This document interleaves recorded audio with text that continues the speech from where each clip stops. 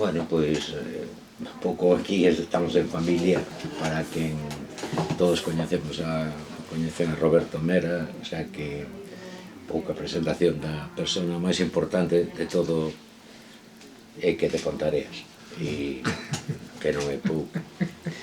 E aparte deso abogado, e aparte deso pois licenciado da Administración de Políticas e Administración Pública, unha persona vencellada a loita municipal durante moitos anos, e durante moitos anos a loita política deste país, e fundamentalmente eu penso que o amor polo país, empezando por Pontareas e acabando polo mundo, quero dicir que o país é iso, non? É unha ledicia para min presentar un libro de memoria, o sea, un libro máis de memoria, e agradecerlle á editorial Belagua tamén a publicación, e a Roberto o traballo de 11 anos, que se di pronto, 11 anos investigando para sacar, digamos, o que é este libro, que é unha delicia de lelo. Eu tiña medo que non me dera tempo a lelo cando me mandou, e a verdade que o li nunha tarde inteira dun tirón, o sea que foi ben. E que ademais me trouxo moitas lembranzas de outros traballos que eu fixera relacionado con eso. Comentaba de fai un rato, por exemplo, que nun dos barcos, o primeiro dos barcos que chega a México, que parece que é o Ipanema, non? Pois nese barco vai un ourensán, que é fillo do que fora o último alcalde da Ponte, Justo se chamaba, e curiosamente é o único exiliado español en México que figura como profesión futbolista. O sea, é unha curiosidade da historia. El fora fuxir estuve en Barcelona nas Olimpiadas Antifascistas, e despois estuvo nos campos de concentración, e despois estuvo en México. Bueno, e pensaba falarnos de cousas que xa sabedes, entón xa non me das conto da memoria, da importancia da memoria e de todo aquilo que chaman os marcos da memoria, e a importancia da memoria como constitutivo, constituyente do presente, que a memoria é un acto de presente, que a importancia que ten a publicación deste tipo de libros, máis algo da historia dos motivos que teña o autor para facelo, non? Ti dis que é reconstruir unha vida que foi apagada, e que durante tantos anos de silencio pasou, que eu penso que non é un silencio, é un olvido voluntario por parte dunha xeración inteira, ou de dúas xeracións, e el mismo vive o proceso e o explica no libro, non? O sea, como redescubre a figura neste caso do parente, do tío avó, me parece que é tío bisavó, e como eso embarca nun proceso de investigación durante moitos anos para descubrir a figura desta, non?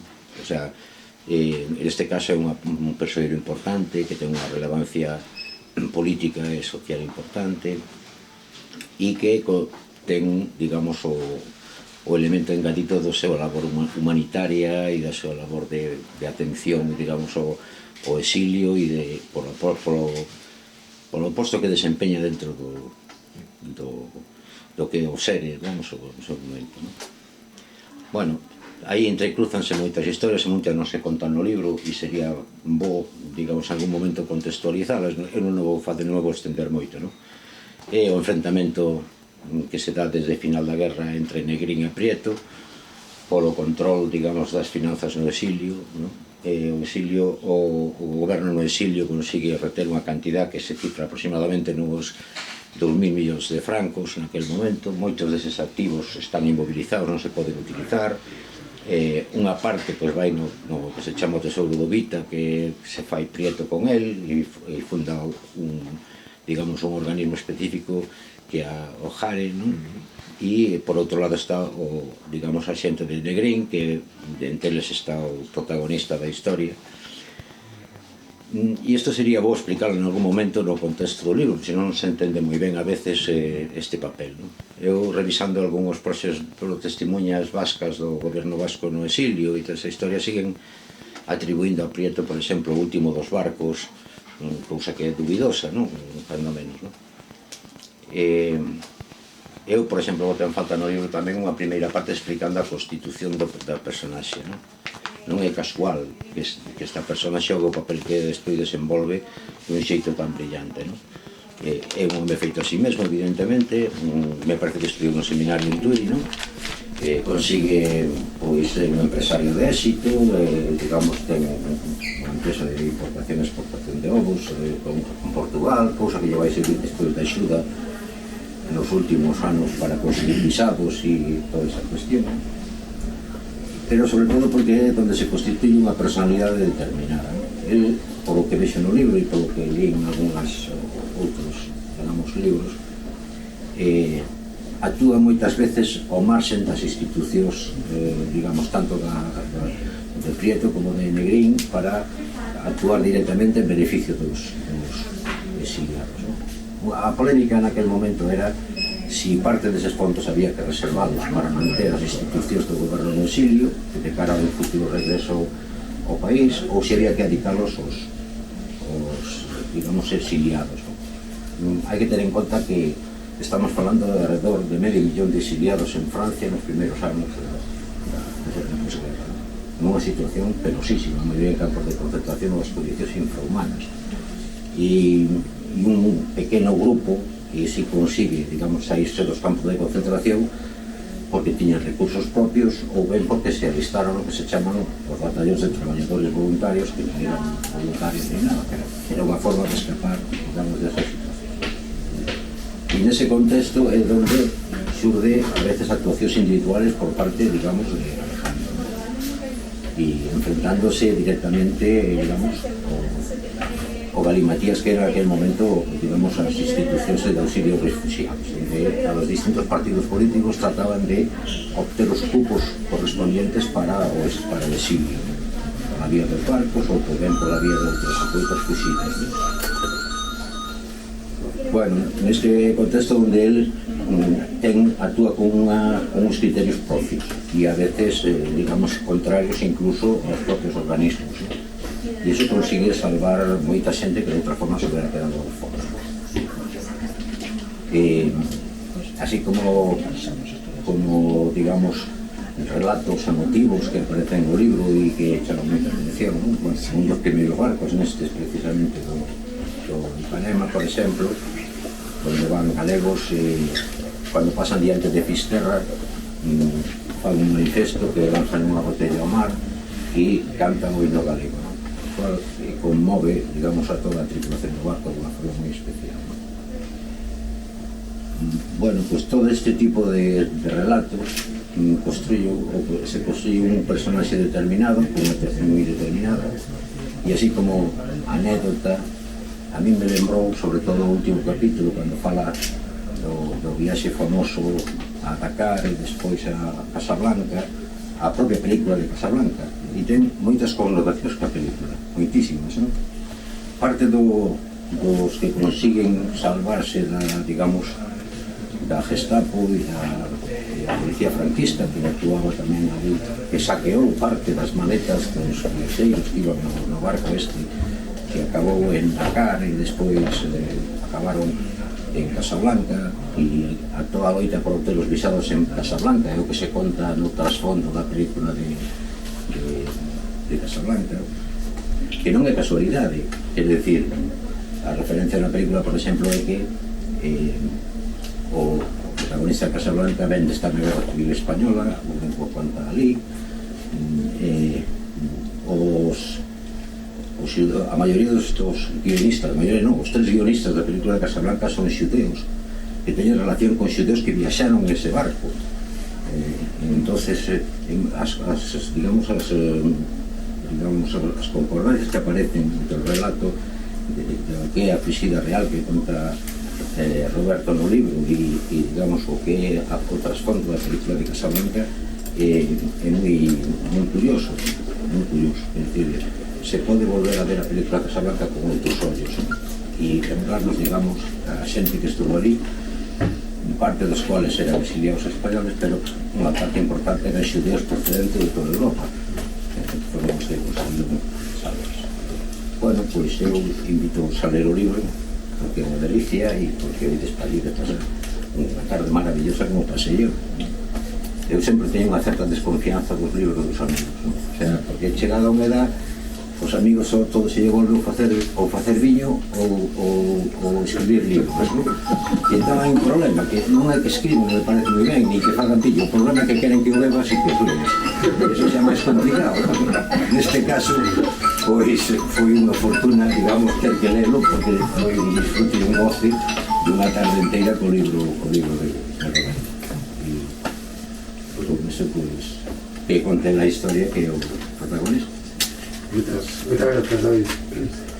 Bueno, había xente xa que me dixera que o libro se leía máis ou menos rápido, ameno, e xa últimamente era creíble porque xa non somos de 100 amigos, non decía xente que decía seguir moito, pero xa que se lera nunha tarde, non sei que xa non escoitar ainda ata agora, xa me parece un récord, non? Pero bueno, alegro-me que che gustara e que ademais fora do lado de ler, sobre todo por pouco tempo que che demos para poder preparar esta presentación, non? Bueno, eu sempre antes de dicir estas presentacións que escribir este libro para mí foi o máis importante que fixe na miña vida, ata agora, polo menos. Non o feito de escribir un libro, que é a primeira vez que o fago e tamén algo novidoso para mí, sino o feito de alguma maneira, resucitar, non, o meu tío bisavó, porque realmente o traballo que fixe non só a publicación, que xa como o culmen de todo un proceso, sino o traballo de investigación, ir atopando toda a información que atopei, darlle forma de toda a investigación e logo darlle forma de libro, foi un proceso de resurrección, non? De alguén que estaba morto no sentido máis de fondo literal da palabra, non? Realmente estaba totalmente esquecido, sigue a día de hoxe, ahora, pues, a través desta iniciativa, pues, se vai empezando a popularizar e a coñecer o seu nome e a súa actuación, sobre todo nos anos 36, pero era incluso bastante descoñecido na familia, non? Era coñecido desde o punto de vista familiar, afectivo familiar, pero non respecto ao que fora a súa trayectoria, sobre todo a de despois do 36. Eu xa desde moi pequeno, e desta maneira explico un pouco por que onde xurdiu, non? A posibilidade e logo a necesidade de rescatar do esquecemento a Alejandro Viana, xa desde pequeno na casa do meu avó, que era o seu sobrinho, carnal, sí que muchas veces se comentaba así, medio en broma, medio con certo orgullo, que tiveramos un tío, que era o tío Alejandro, como lle chamábamos avó, lógicamente, o tío Alejandro, que fora deputado e que morrera en México, non? E eu, esa información a tivemos todos, non? Os irmáns, toda a vida, o irmán pequeno se lle puxo Alejandro en memoria do famoso tío Alejandro, e na familia había máis Alejandros, que tamén era por ese motivo, non? Non era que era moi apreciado, moi querido para deputado, entón se presumía un pouco de ser, non? Que un deputado na familia, e que morrera en México. Eu, incluso cando xa empecé a ter un pouco de conciencia de certas cousas, como soube tamén como avó fora a guerra no bando de Franco, daquela tampouco sabía que non se escollía bando na guerra no ano 36 en Ponteareas, pois dixen, bueno, o tío este que tanto luchou e tal, pois debe ser da onda no meu avó que deben tirar máis ben por ese lado, non? E despois de moitos anos, de casualidade, pois moitas veces todo o que é a memoria, a recuperación e a restauración da memoria de muitas persoas surge por pura casualidade e a máis do voluntarismo de moita xente a título particular. Depois de moitos anos, pues un día xa tiña 30 anos, non sei, o sea que non estou por un rapaz, pero, bueno, de repente se me veu a cabeza de ecuación e dixen, vamos a ver, deputado en México, si foi que foi para México polo exilio, eu tería tamén familia en México, tamén México en América, en diferentes países por cuestión de migración, tampouco lle daba segunda cruz de día. Case os datos dixen, en México así que se exiliou, bueno, en México lle era deputado republicano.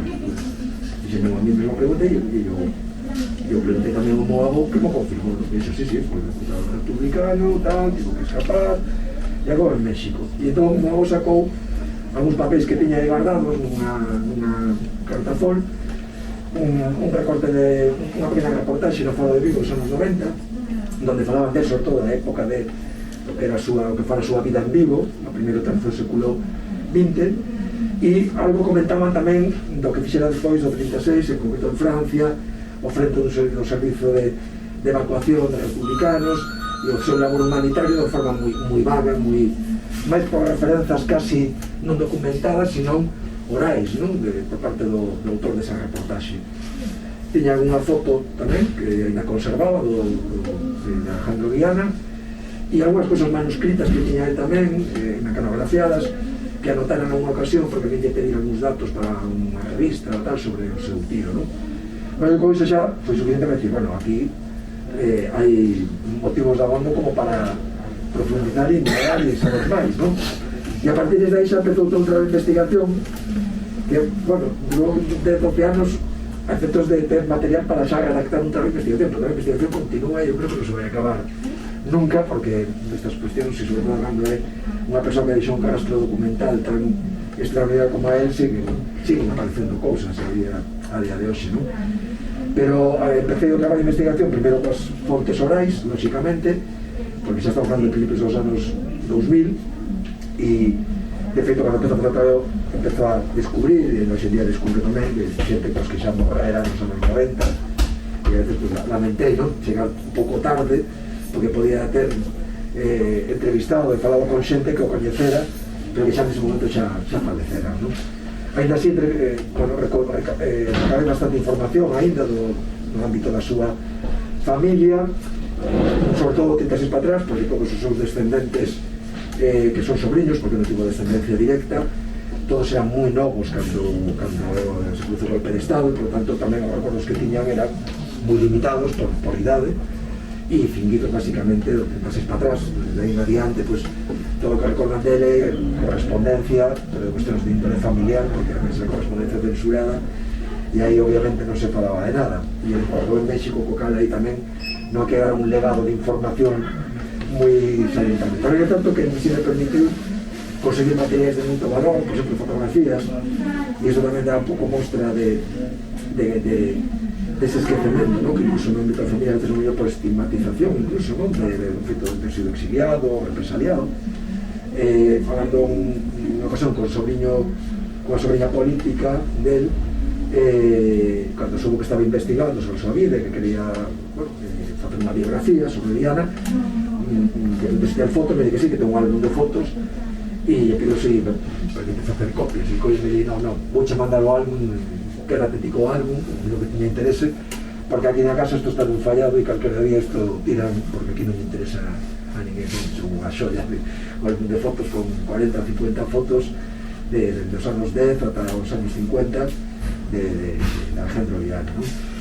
Logo a partir de aí xa toda outra investigación en moitísimos arquivos a nivel do Estado, en Galicia, en Portugal, en Francia, en México, a nivel hemerográfico, pois moitísima información. Claro, fixe o traballo dende que nace en 1877 ata que morre en 1952, e aí a cantidad de información, tanto en arquivos, en hemerotecas, moita información tamén en libros de exiliados, en memorias de exiliados, tanto de exiliados recoñecidos como persoas máis anónimas que chegaran a América, pues escribían a súa propia experiencia, a súa vivencia en Francia, como chegaran a América, e moitas veces, pois, ao contar a súa propia historia vital, pois, falaban de Alejandro Viana e do encontro que tiveran con él, de lo que significara Viana na súa saída de Francia, etc. Non?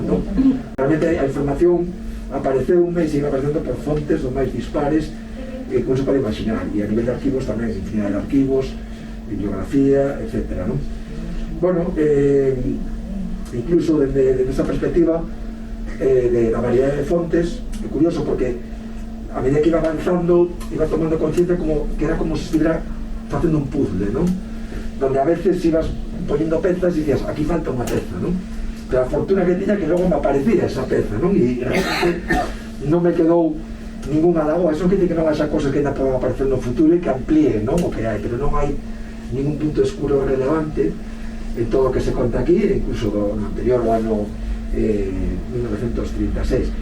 Tanto é así que a veces, incluso aquí se pode percibir no libro, sobre todo nos capítulos finais, xa cando é a invasión dos nazis en Francia, como todo o que se vai reconstruindo vai combinando dende correspondencia, documentos oficiais, o que aparece en un libro dun exiliado que foi nese barco e conta algo donde tamén fala de Viana.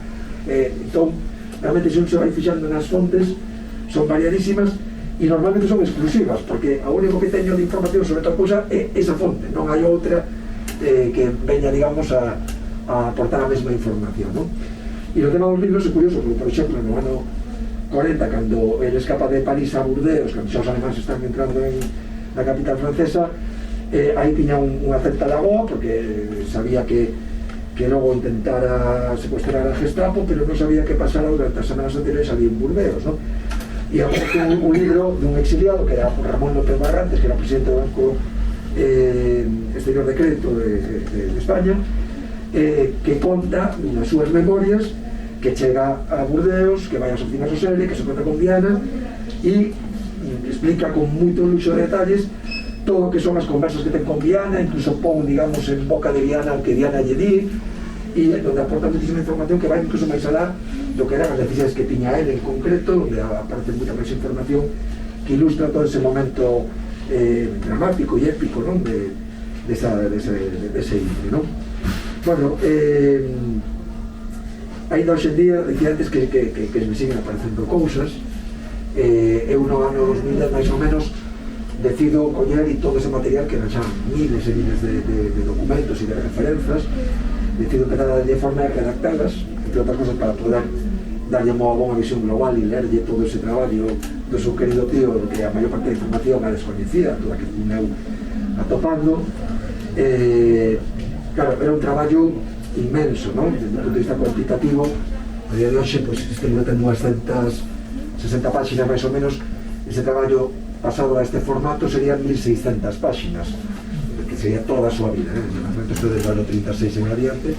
Pero bueno, unha vez que acabei ese traballo, nos anos seguintes seguiu-me aparecendo información, alguna está incorporada aquí ao libro porque é relevante para o libro, outra non está aí, pero bueno, e sigue aparecendo, en este me aparecen máis cousas. Hai uns anos, creo que bastante rechamante de como efectivamente o rastro dele é bastante sorprendente, non? Todo o que deixou por aí. Hoxe en día, afortunadamente, con todos os avances tecnolóxicos que está vendo, a digitalización de muitísimos documentos, arquivos públicos e privados, permite hoxe en día acceder con máis facilidade aos investigadores a cousas que antes, primeiro, era máis complexo, tienes que ir a un arquivo, saber máis ou menos que fondos había nese arquivo, buscarlos pois, en base aos índices e por as pistas que podías ter. Hoxe en día, pois, con búsquedas podes atopar cousas incluso insospeitadas, non? A mí me pasa con frecuencia, pero aí xa me pasou con algo moi sorprendente, que foi que facendo unha búsqueda que fago periódicamente, de repente me aparecen 30 cartas de Alejandro Viana dos anos 30 a Bernardino Machado, que fora presidente da República Portuguesa, que se exiliara a Galicia coa ditadura de Salazar. Eu non tiña ni máis mínima idea de que tiña relación, sabía que debe ter moita relación con Portugal, vivía parte do ano en Portugal, tiña moitísimas relacións políticas e económicas con Portugal, pero non tiña ni idea de que tiña relación con este home. A mí ocasión me podría ter ido o arquivo, perdón, a Fundación Mario Soares, o arquivo Bernardino Machado, pero onde estaba esa documentación, pero non tiña ninguna pista como para facer esa indagación. E eran 30 cartas interesantísimas, donde fala de política, donde descubro que ele era o anfitrión en Galicia de Bernardino Machado e de outros exiliados portugueses, os que lle pagaba incluso el o seu aloxamento nas pensións, etc. ¿no? Entón, pois eu decía que isto nunca se acaba, pois me siguen aparecendo cousas e seguro que seguiré descubrindo moita máis información. Bueno, a partir de aí, de ter ese traballo de investigación que é moi denso e que está relatado máis en termos máis académicos, con moita nota a pé de página para, digamos, acreditar de onde sae todo o que se afirma nese traballo. Bueno, xurde tamén a necesidade de darlo a coñecer, non? Que non quede aí simplemente no ámbito da persoal e familiar. Bueno, publiquei algúns artigos en algunas revistas así a nivel local, en Grial tamén, en unha cuestión así como conocida, pero había que, evidentemente, intentar escribir un libro para intentar divulgar a figura de Alejandro Viana. E aí me atopo con dos retos, non? Aquí é bastante complicado para mí. Un era resumir ese traballo e outro era darle un estilo que fose o máis ameno posible, non? O máis entretido, que non fora un libro final, primeiro, pues, unhas dimensións que xa tocan para atrás a calquera, e segundo, que incluso para empezar a lelo, pues, as 10 páxinas, digamos, todo isto solo para que lle interese moito este asunto, ou algún investigador que está buscando cosas e que non pode valer ese traballo. Eu quería evitar iso, e entón, o primeiro é, como digo, intentar resumir o libro, non? Bueno, para resumilo é algo, digamos, doloroso, non? Porque, claro, además da cuestión afectiva que che une o personaxe, cada vez que vas recontando, digamos, que esa sensación de que estás privando a xente de saber cousas interesantes sobre o personaxe, non? Pero, bueno, vou facer aí un un sobreesforzo de recortar para que quedaran unhas dimensións cuantitativas asequibles, como é neste caso o libro de 260 páxinas que se leen unha tarde, non? Pues, sobre todo pues, que tenéis a capacidade de ponerlo con tanta rapidez. Pero ademais diso había que darle, como digo, un estilo que fose máis ameno, non? É certo que ese sofremento, en fin, non sei, aquí se perde muitísima información que a mí tamén me parece igual de interesante. Suprímolo ou resolvímolo coa iniciativa de crear unha página web que falaremos agora tamén, que permite pues, que quen teña máis afán de coñecer e de saber pues, poder acceder ao traballo de investigación ou investigadores que están facendo traballo sobre outros personaxes, pues, poder ter aí todo ese traballo máis académico, ¿no? E logo viene, como digo, o reto de darlle outro estilo. Eu, a verdade que de estilo literario, cero, non me digo a facer demandas e notas de prensa e cosas así, pero escribir un libro, pues non era unha cuestión para mí, a priori pensase que para ser doado, ni moito menos. E ao final se resultou un libro entretido, ameno, ou por menos que non é unha biografía a uso, densa, aburrida, non é tanto mérito meu, sino que foi a sorte que tive cos materiais que atopei sobre a vida de Alejandro Viana e en concreto desta etapa do 36 en adiante, non? Cando me estaba dándolle voltas de como fago eu para que isto non sexa aburrido, non? Non sabía moi ben como facer, o que estilo darlle, e de repente caí na conta e dixe, o que tengo que facer é falar o menos posible e poñer a falar os personaxes, poñer a falar os protagonistas, non?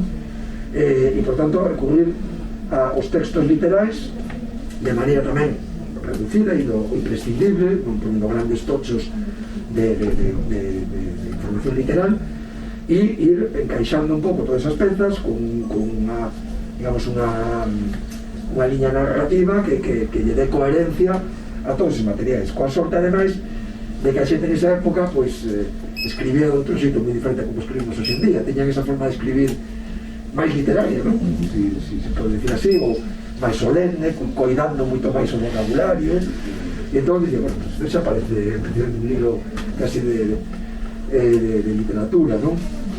Unha novela, porque además como a máis dos materiais, como unha historia épica de por sí, unha historia dramática e tráxica para quen a viviu naquele momento, ahora xa a distancia do tempo, sabendo como rematou, pois ten ese punto épico e de aventura casi de película, non? E entón, bueno, o que fixen foi, como digo, reproducir muitísimos documentos textuais, moita correspondencia que fai que por momentos parece que hai como diálogos, non? Como se fora unha novela onde fala un, responde outro, e donde eu procuro pasar desapercibido e en vez de estar explicando o que pasou, pues simplemente que expliquen eles, non? Eu creo que iso é o que lle dá bastante dinamismo ao libro, como digo, porque tiene unha sorte para esas materias con esas características. Todo o que está no libro está documentado, pero eso sí, para que non folla lenta a súa lectura, a pé de página únicamente se citan aquelas cosas que son literais. Logo hai cosas que afirmo eu, que tamén están documentadas, pero non quixemos, digamos, facer tedioso a base de poner moitos pés de página, pero todo o que se pon, todo documentado, non tomei ninguna referencia artística, ni siquiera cando podes ver mellor que hai unhas referencias que poden parecer, non? Hai unha parte do libro cando está en Figueres que van a escapar para Francia e digo que era un día soleado, cando collen o coche e teñen uns bombardeos que se obliga a esconderse un bosque e tal. Cando digo que era un día soleado non é unha licencia artística contra tomada, de que a fonte oral de onde eu saco a información dese episodio, que unha muller que viviu con eles durante a guerra e que marcha con eles, uns testimonios orales que están ademais en YouTube disponibles para todo o mundo, e porque eu tamén tiña a oportunidade de falar personalmente, porque xa morreu hai uns anos, pois o contaba así, se acordaba perfectamente que sería un día soleado, así que eu poño que me contou que conta, que él sabía do tema, pero non que me está inventando nada, non? Bueno, decía que o que intentamos facer para evitar que se perdera toda esa información que estea disponible e que para que esa información estea disponible facer un libro inasequible, pero que fixemos foi unha página web que é www.alejandroviana.gal, modesta pero moi práctica para xente que lle interesa estas cuestións. Tamén, para min, tamén ten utilidade, permite poñer todas as fotografías e por tanto permite mellor que haxa xente que identifica personaxes que salen en fotos que eu non sei quen son. Creo que divulgar todo isto é moi positivo tamén nese sentido, non? E nese traballo, porque esa web vai estar en breve, porque non está inaccesible, o traballo de investigación que estamos ahora actualizando para que quede, digamos, coherente tamén co libro, na estructura, etc. ¿no? Pero aí vai estar disponible para calquera persoa que quera profundizar ou simplemente investigar isto. Bueno, aquí teño así alguna cosa simplemente por ilustrar, de forma máis ameno isto. Algunos dos documentos, ¿no? Que estos son, por exemplo, as cartas que parábamos a Bernardino Machado, son anteriores ao 36, as cartas estas que atopei, como decía, ese arquivo. Esta é unha carta, por exemplo, de Alexandre Bóveda. Él, toda a súa relación con persoas, moitas delas moi coñecidas e que nos sonan a todo o mundo, e curiosamente tamén chama a atención, ¿no? Que fora, a pesar que non se sabía, a maior parte sempre, incluso xente que está bastante metida na memoria histórica, pois nunca escoitara falar dele, ni siquiera moi apellido, ¿no? Pois estos son informacións dos anos 20, cando en Vigo era un personaxe moi sobranceiro da vida política, social, e a moita relación con Portugal, como falamos antes, que se parece organizando un partido benéfico entre o centro do Porto para regalar cartos para un sanatorio en Portugal, unha entrevista do pueblo gallego, cando candidato a deputado no ano 33. Aquí temos unha carta tamén onde pide que se nomee Amado Garra, que era un agrarista moi conhecido, un dos principais agraristas na zona de Vigo e no Condado, o presidente das Cortes. Bueno, isto é unha documentación de cando na Guerra Civil dous fillos de un sobrinho del quedan orfos porque o pai morre, era tenente médico no exército republicano, morre en combate e ten que asumir a tutela deles. Esta é unha ficha modelo do SER, do Servicio de Evacuación, onde el foi o director xeral. Aquí temos unha ficha de filiación, miles das que manexaba o servicio, cos datos dos refugiados para poder atendelos, darles a atención que poden necesitar ou evacualos a través das expedicións colectivas en barco. Esta é unha das miles de cartas de Llana que atopei en diferentes arquivos, do PNV en Bilbao, na Administración Xeral en Alcalá de Henares, bueno, muchísimos sitios, pero está moi dispersa a documentación do exilio. Isto é...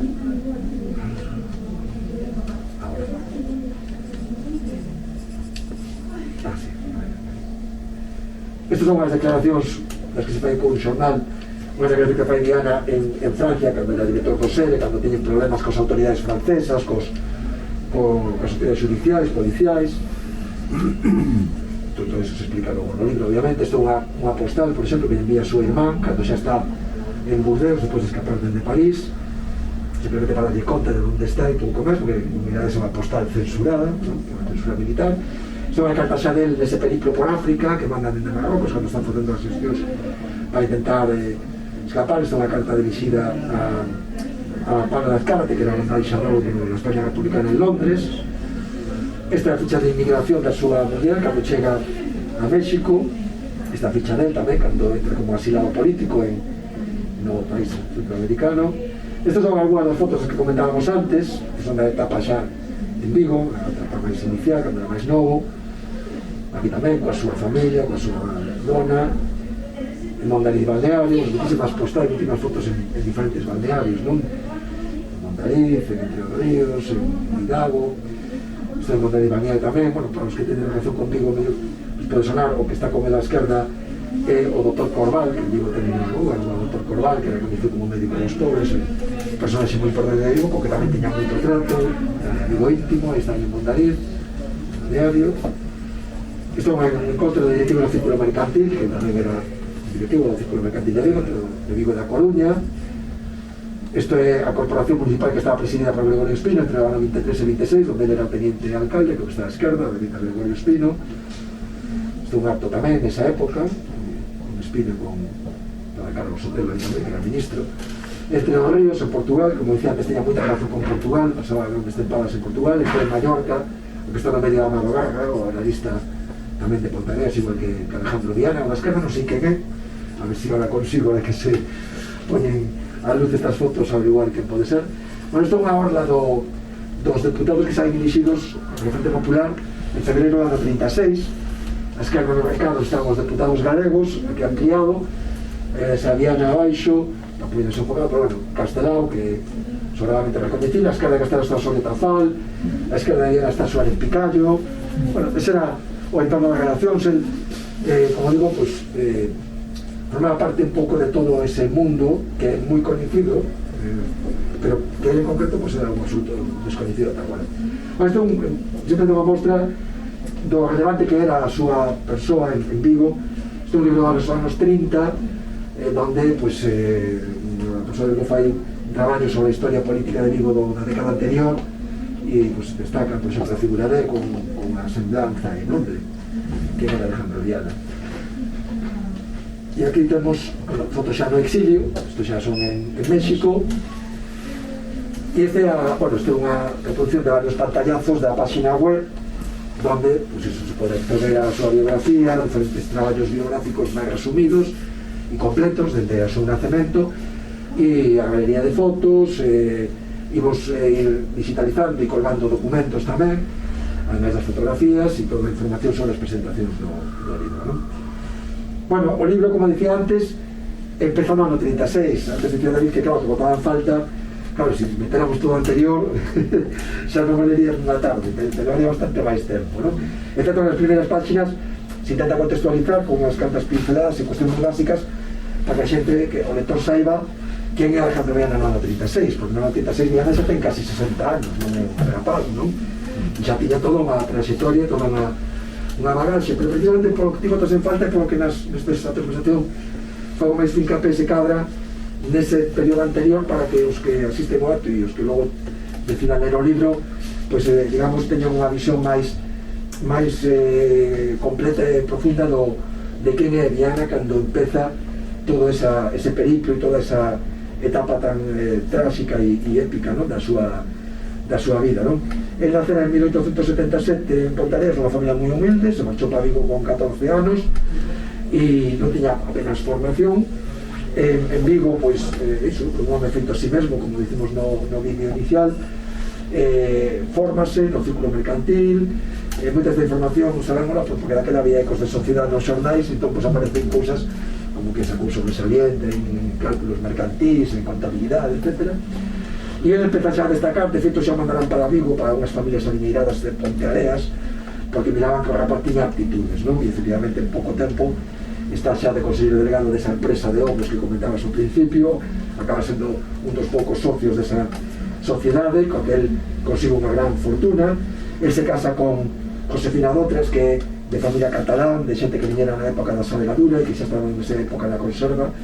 El se fai tamén conserveiro, é directivo da Asociación de Conserveiros da Ría de Vigo, é representante dos exportadores do Porto de Vigo nos anos 10, nos anos 20. Era a nivel familiar, como dicía, non tivo fillos, pero xa como unha mostra máis tamén do seu altruismo que o caracteriza tanto na súa etapa antes do 36 como despois, por razóns obvias. El ten que decide acoller na súa casa a 6 sobrinhos que quedan desamparados cando a súa irmán morre, e digamos que o pai pues, os deixa medio abandonados, aparecen en Pontareas todos descalzos, eso me recorda o meu avó, que era primo deles, e decide acolleros a todos en Vigo, darlles educación, darlles, vamos, unha vida que non soñarían, porque Viana efectivamente era unha persoa moi acomodada desde o punto de vista económico, ainda que nada le regalaran, sino que foi todo conseguido a pulso con súas propias capacidades, ¿no? No ámbito empresarial, pues é promotor do Estadio de Balaídos, é presidente, acaba sendo presidente de Tranvías Eléctricos de Vigo, que era unha empresa potente, moi importante, está en moitas iniciativas empresariais da cidade.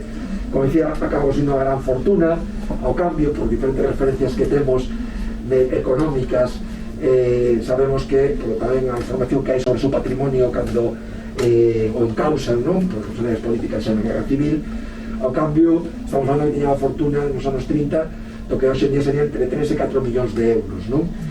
El é unha persoa que se relaciona cos Fadrique, cos Curbera, con todo ese mundo empresarial de apelidos de Galancia Molengo, pero él, a diferencia deles, pues é, digamos, como decíamos, un home feito a si mesmo, non?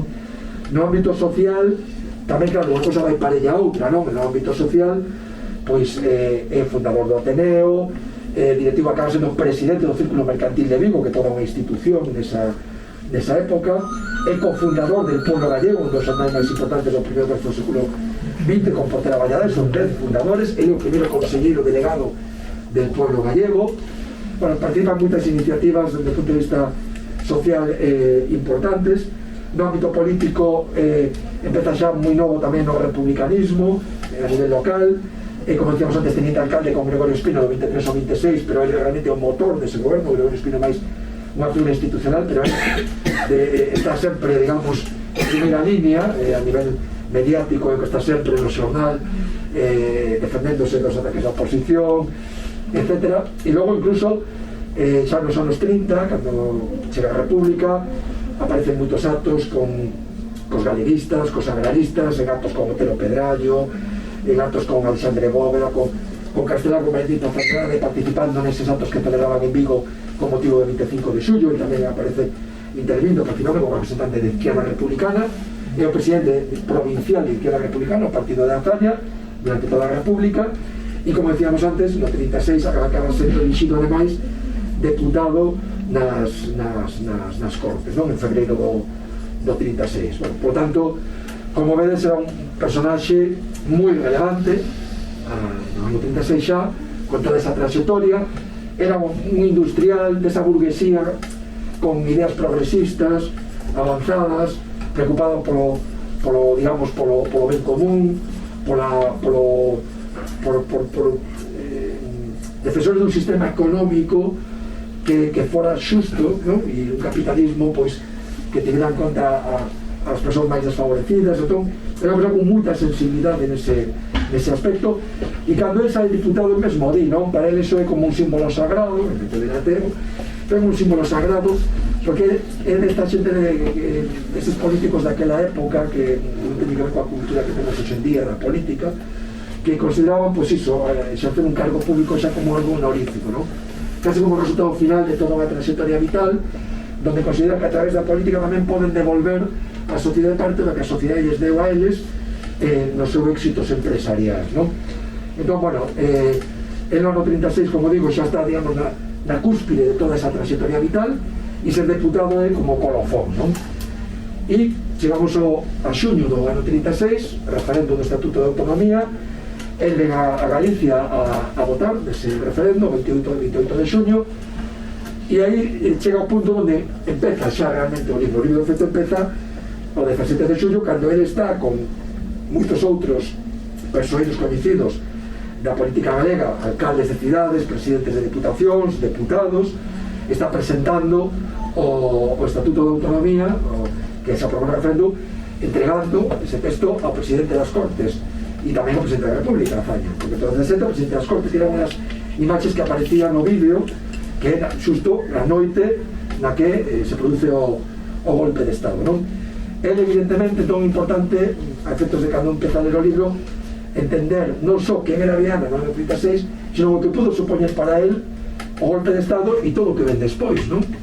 Partindo de toda esa trayectoria e tal. É o último que podía pensar cando marcha de Vigo para Madrid para entregar o Estatuto, e que nunca máis iba a volver a súa casa, ao seu fogar, que nunca máis iba a volver á súa cidade, ao seu pobo natal, que era Pontareas, que nunca máis iba a volver a ver a moitísimos dos seus parentes, dos seus familiares, dos seus amigos, dos seus compañeiros, tantos de partido, de actividades empresariais, da vida social de Vigo. O último que pode pensar é que nas semanas seguintes moitos iban a morrer, asasinados. Algúns dos seus sobrinhos, un dos seus sobrinhos é torturado e asesinado en Pontareas, outro morre na guerra como tenente médico, porque era médico pero se alista ao exército e acaba morrendo, que son esos nenos orfos que quedan logo baixo a súa tutela. O último que podía imaginar era pues, todo ese drama que xurde a partir dese momento, non? Bueno, durante a guerra pues, está aí o exercendo as responsabilidades como deputado, incluso nomean conselleiro do Banco de Crédito Industrial, participa en moitos movimentos dos galegos, Solidaridade Antifeixista Galega. Está aí hasta o último día, digamos, participando en todas as sesións de cortes que se celebran en Madrid, Valencia, en Cataluña, incluso a última de Figueres, que é a máis dramática xa, nos Sotos do Castelo, xa con bombardeos, donde só hai 50 e pico deputados, nos casi 500 que tiñan as cortes. Ele é un deles, os que está aí, ao pé do cañón, ata o último momento, e xa, pues, a partir dos primeiros días de febreiro, se desmorona todo, e fuxe con os 500.000 refugiados, máis os dirigentes políticos e do goberno, para Francia, non? Unha vez que pasa a Francia, tamén nos podemos facer a pregunta, non, de que necesidade tiña el de quedarse en Francia, porque podía perfectamente marcharse para México, onde xa tiña algúns outros sobrinhos que se exiliaran, tiña capacidade económica para refacer a súa vida, intentar volver, digamos, a estar coa súa muller, pero ele decide quedarse en Francia porque, entre outras cosas, Negrín e o que goberna a República lle asignan unha función que é xefe da sección de emigración dun servizo que se constituiu en abril do 39, que é o Servicio de Evacuación de Republicanos Españoles, non?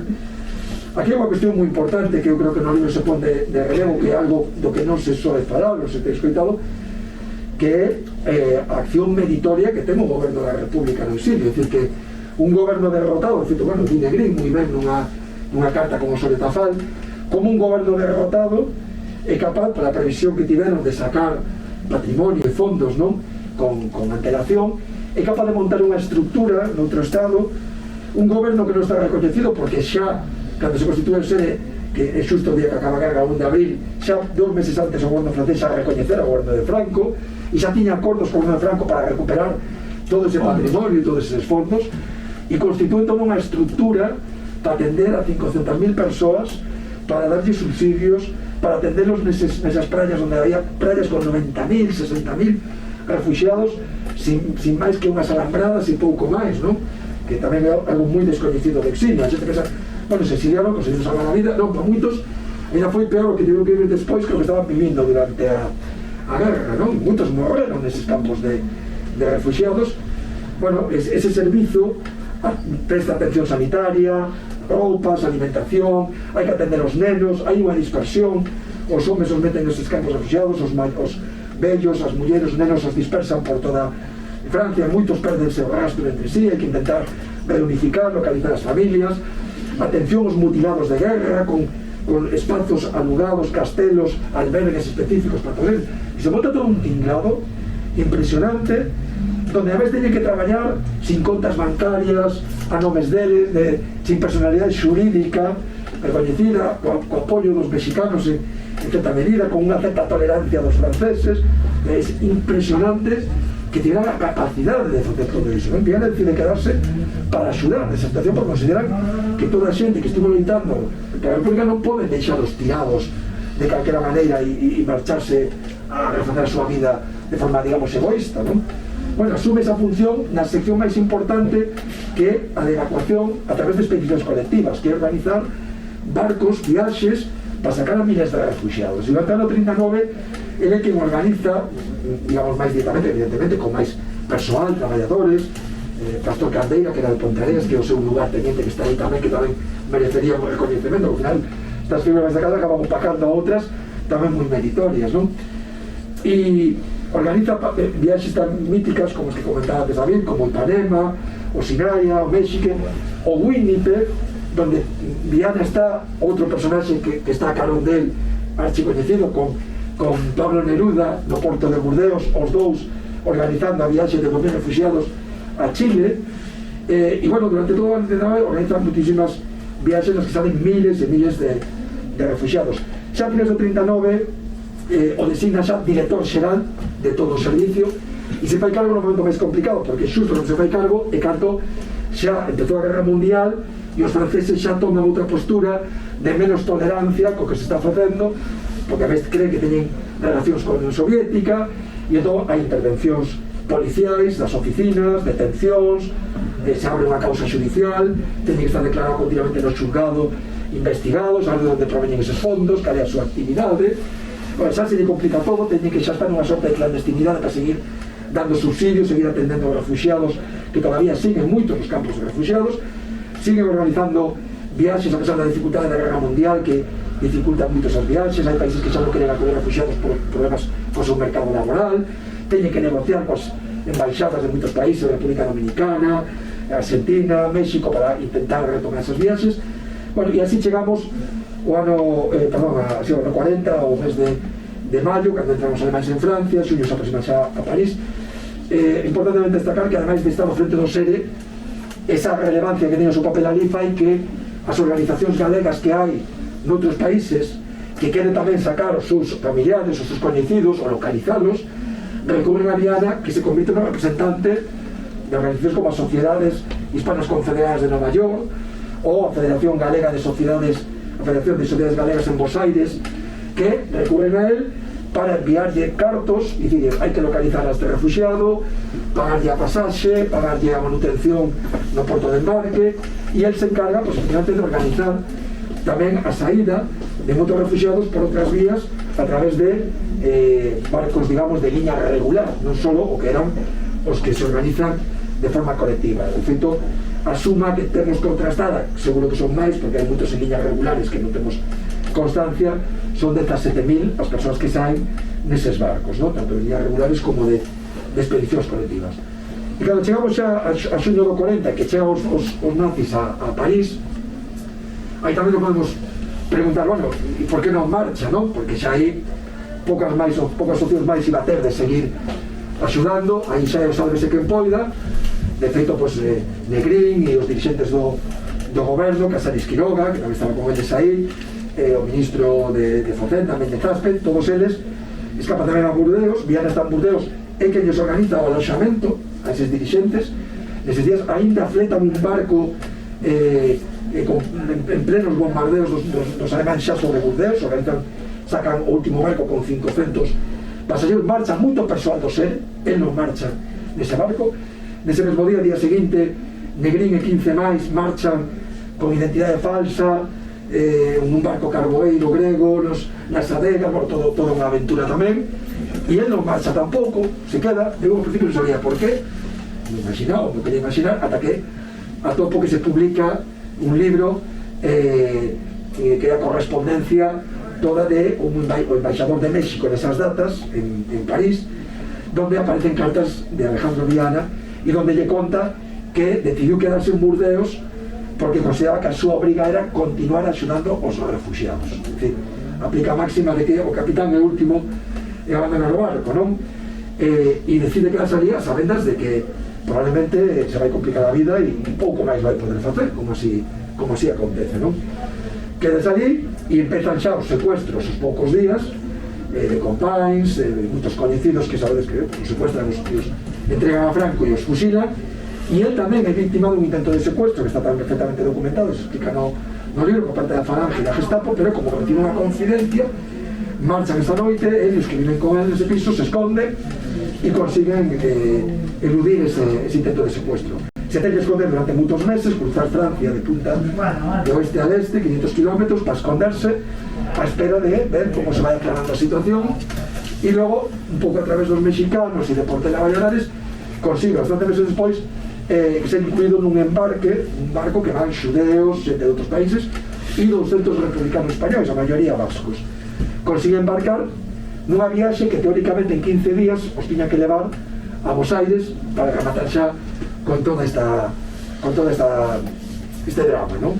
Bueno, ao final esa viaxe se acaba convertindo nunha nova odisea donde os 15 días son ao final casi un ano, non? Donde quedan bloqueados en África, en Senegal, en Dakar, non poden sair, se quedan vivindo no barco durante 5 meses, e donde él volve a ter a oportunidade, ao final sí que o feito de quedarse serviu para axudar a alguén, porque volve a ter a oportunidade de axudar os que van no barco, os 200 republicanos, repartindo 100.000 francos entre eles, que se pregunta naquela época que non había a tecnoloxía que hai hoxe en día, como conseguiron Negrín, Portela Valladares, facerlle chegar ese dinheiro que estaba nun trus que dixía en suizo, facerlle chegar a Senegal a Dakar cando está dentro un barco 100.000 francos para repartirlos entre os pasaxeros para que teñan como sobrevivir, non? Eso sí que son puntos escuros que ainda non se saben moi ben e quedan aí para a imaginación do lector, non? E logo, despois de ese periplo, bueno, chegan a Casablanca, volven a ter de novo a incertidumbre se van a devolver a España ou non, están nun campo de concentración durante un par de semanas en condicións infrahumanas. Ao final, bueno, libéranos, pero volven a estar varios meses en Casablanca porque tiven como facemos para escapar de aquí, non? Facendo xestións innumerables cos mexicanos, coa Jare de Prieto en México, hasta que ao final consiguen cun barco tamén fletado polos xudeos, por unha organización de axuda aos xudeos que vende Portugal, os recollan Casablanca e os leva por fin ata México e cheguen a Veracruz en novembro do ano 41. Logo el en México refai a súa vida, monta outra vez un negocio, compra unha farmacia que é un negocio moi próspero, e sigue na actividade política. Pouca cousa se conta xa aquí porque non é necesario, pero ten moita actividade política ainda ata o 52 que morre. Xa unha actividade máis ben triste porque xa toda a división do exilio, enfrentamento, a perda da esperanza xa de voltar a súa terra, cando xa a comunidade internacional pois acaba dándolle esas costas e acaba reconhecendo a Franco, non? Bueno, ao final, como vedes, bueno, parece que fixen spoiler do libro, pero hai moitas cosas que non contei que están aí, non é necesario que xa non vou a ler o que total xa está todo contado, non? Realmente o libro que pone manifesto de unha maneira é esa anomalía da democracia española, non? Do tránsito da dictadura a democracia, vendo que foi Viana, decir, que non se saiba ni siquiera para a xente que está máis ou menos empapada no tema. Xa non falamos da poboación en xeral, pero a xente que lle interesa estas cousas e que se preocupa por saber e como é posible que non se coñecera ni se sobra nada deste home, non? Hai que, bueno, no libro que se pon así de forma un pouco comercial, non? O Sidner galego, non? Que non fan reportaxes últimamente na prensa a raíz da presentación do libro, pois se utiliza moito iso para de unha forma así coloquial e simbólica entender, non? De quen estamos falando, non? Pois un amigo historiador dicía, bueno, en realidad eso non é correcto, non é o Sidner galego, en realidad Sidner sería o Alejandro Viana alemán, por razóns xa cronolóxicas, incluso porque, bueno, se comparamos os méritos, pois tamén estarían aí, non? Entón, vemos como en Portugal pois está o Sidner portugués, Aiste de Sousa, en México o Sidner mexicano, Gilberto Bosques, que ten moito trato con él tamén en todas esas peripecias, que teñen un recoñecemento cando eran, sin quitarlle ningún mérito obviamente, pero bueno, eran diplomáticos, actuaban baixo unha certa protección dos seus estados cando deciden axudar a sair xudeos de Francia, etc. ¿no? Bueno, Alejandro Viana, pues aquí, como tantos outros, pues eso, un asunto descoñecido que si sae a luz como dixen ao principio, por pura casualidade. Son moi abono falar de cando o tío Alejandro e a mí non se me dará un día por pensar no tema e será republicano e escarbar un pouco, pois isto non teria saído nunca a luz, seguramente ningún investigador se lle daría por rescatar toda a vida de Alejandro Viana, non? Entón é realmente unha demostración de que ainda quedan moitísimos por facer, que é sorprendente que a estas alturas se siga discutindo cada vez que se fala de memoria histórica, ainda haxa discusión se procede, non procede, se é feliz xa 50 anos despois, non? Con esa asignatura pendente. Creo que este libro mete un pouco dedo na chaga no sentido de que é sorprendente, non? Que estemos nesta situación a día de hoxe, non? Bueno, eu igual que dixen ao principio que tamén facer o traballo foi como a historia de Alejandro Viana, presentado, dar a coñecer en actos como de hoxe e que a xente ademais o lea, pois me reforza máis esa percepción, porque a mí vexo que hai moita máis xente que me está axudando a resucitarme, non? Entón, pois nada, darvos as grazas por vir hoxe aquí e nada, quedo a vosa disposición por si queredes preguntar alguna cuestión e máis nada, moitas grazas.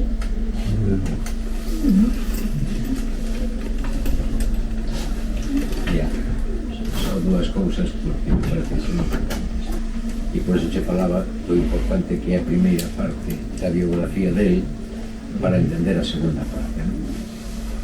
Unha das grandes preocupacións que ten Negrín cando van ao exilio é a xestión deses fondos e é unha das cousas que ele é obsesivo con esa cuestión. Entón mamea unha persona de confianza que é Aspe, que é o ministro de Facenda, para que controle absolutamente, ten orden de que non haxa un desmande nos fondos e Aspe selecciona a persoa da súa total confianza por a súa fiabilidade, digamos, e sobre todo que foran capaces de absterse das presións dos partidos políticos, porque hai que darse conta que o SERE ao final tiña un órgano de gestión que estaba formado por as organizacións políticas, que estaban as da CNT, sindicales, estaba Federica Monseni, hasta, bueno, estaba, vale. E é a maneira como Viana chega aí, quer decir, porque se busca personas de unha fiabilidade e, vamos, porque as presións eran moitísimas de todo o lado. E que Viana,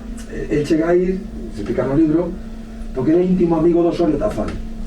Era tan íntimo amigo que Viana era padriño dunha filla, unha filla que ainda vive, do Osorio Tafal. Entón, teño unha amizade, e E durante a guerra Osorio Tafall é nomeado comisario xeral dos exércitos cando Negrín colla presidencia e claro, Osorio Tafall o que fai na estrutura do que depende del é meter a xente de súa confianza. Pois hoy mete moitos galegos, está Alejandro Otero, está Alejandro Viana, está perdón? O colega de Pontevedra, sí, Pastor Caldeira, están todos galegos que ao final están todos xuntos na subsecretaría de armamento, está tamén Echeverría, están todos de Pontevedra, de Vigo, de Vila García, son todos xente da súa confianza de izquierda republicana, basicamente, algún socialista como Alejandro Otero, e ese grupo que está aí, unha parte importante. Aí tamén está Fernández Vega, que é un médico que era de Ponteareas, que foi secuestrado e entregado a Franco tamén e fusilado, que ese sí que ten unha rúa en Ponteareas, ¿no? Porque ese sí que se sabía da historia. Entonces, cando cruzan para Francia, hai algúns que empezan a marchar, normalmente van marchando tal, pero moitos configuran Luciano Vidán, que era o secretario dos Seminarios de Estudos Galegos, acaban tamén entrando aí porque Osorio Tafall é designado director xeral do SEDE por parte de Negrín e de Zaspe. Entón, que fai Osorio Tafall? Volve a contar con novas persoas con as que contaba durante a guerra. É certo que Viana, porque xa era así e o coñecían ben, Osorio Tafall, por exemplo, por ter a Valladares o coñecían muitísimo tamén, e xa o coñecían da etapa anterior 36. Viana tiña fama de ser un tío que a veces incluso criticaban que era como duro, un pouco que sin embargo tamén teña moito sentimento, que se mira moitas veces moitas cosas que comenta aí, pero era moi rígido, moi de principios moi inquebrantables, tanto así que en algún momento admite que está en desacordo con cosas da picaresca política e tal, e bueno, se mira que como se fai a selección para algúns barcos. Sí, entón é moi crítico e tal, e un tío de uns principios inquebrantables, non? Entón, claro, efectivamente, o manexo dos cartos e tal, con persoas así daban unha certa garantía, porque senón era susceptible moi facilmente de que fora un desmadre, non? E a segunda cousa é que cando él organiza o último viaxe ao SEDE xa non existe. Quer dicir, sí, está desmontado. Sí. Claro. A entrada dos alemáns, digamos, o armisticio con Vichy e a presión do goberno español a través do embaixador de Querica, que é o embaixador de Franco en París, e hai toda unha rede de, digamos, de espías, de xentes secretos do goberno español, en algúns deles non tan evidentes como os que estaban vencellados a Liga Catalana, por exemplo, que actuaron nesa historia, e, bueno, pois, él, a pesar deso, xa non existía a cobertura dos mexicanos, porque o SEDE se creou baixo a su tutela, a supervisión, digamos, o amparo da Embaixada de México en París. Bueno, pues, a pesar de non existir o SEDE, xa non existía cobertura política, xa non existía, digamos, fondos organizados de ningún tipo. O milagroso é como eles consiguen contratar un barco, consiguen o embarque para esas personas, consiguen, digamos, o permiso dos ingleses para poder navegar, porque naquelas, unha das formas que tiñen os barcos para cruzar o Atlántico era que tiñan que ter o permiso do servicio inglés para poder, o sea, era unha cantidad de negociacións de quen pagaba os pasaxes, quen contrataba os barcos, onde se contrataban os barcos, toda unha cantidad de negociacións que solamente unha cabeza, digamos, como a del, metido no mundo empresarial e coñecendo, digamos, o mundo financiero, como funcionaban as relacións bancarias e toda esa historia, era posible organizar ese tipo de viaxes. A xente pensa que era chegar, contratar un barco, bueno. Hai unha cousa aí xusto nese momento que a mí me sorprende tamén, me quedo alucinado, que cando o presidente do Banco Agrícola Español chega ás oficinas do SEDE, eles estaban entregando 25 francos a todos os pasaxeros que iban a embarcar un día despois, 2 días despois, nese último barco. E cando chega, el colle lle di, claro, mira que chega con muller embarazada e tal, e entón, claro, pues mira, bueno, incluso ele fala de que un magistrado do Tribunal Supremo estaba dormindo nun palleiro, nunha estación de tren, nos hangares, era unha cousa, ele xa non sabese quen poida, e porque xente importante como o magistrado do Tribunal Supremo en Francia, pues podía estar vivindo en condicións máis precarias, pero xa era unha situación caótica, non? E vai a ler a miña serie e di que Viana lle di tome usted este alojamento que tiña reservado para Méndez Aspe, Viana tiña reservado para o ministro que viña con Negrín de Tours, que viñan en coche para embarcar uns días despois para Londres, para Inglaterra, e tome usted o tal que aí non lle vai faltar alojamento, e dá alojamento, pásese usted por aquí mañá, e o día seguinte cando se pasa lle di, ten aquí xa os visados tal da Embaixada de México, xa ten aquí as pasaxes, e todo gratis, además, o sea, todo xa resolto, que de feito ao final non embarca, este home decide ao final quedarse en terra, non? E explica como había que marcha o barco, que case o torpedeo ali, con o bombardeo e tal.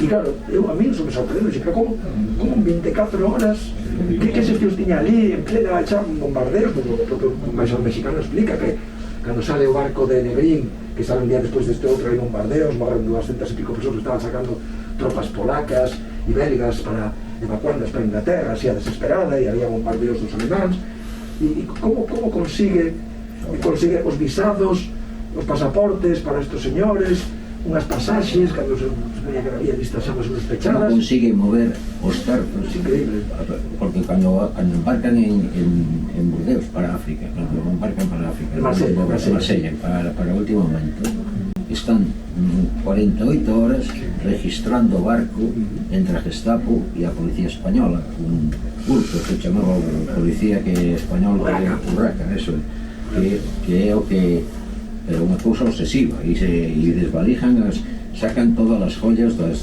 maletas, levanlle todo, e el consigue pasar os cartos. O sea, porque despois, claro, en Dakar hai que pagar a comida. Como se consigue pagar a comida en Dakar? Como se consigue levar de Dakar a Casablanca? Pagando, evidentemente. Hai cosas sorprendentes que non se explican moi ben, ainda que temos as nosas teses, e é que fora un intento de secuestro en Burdeos.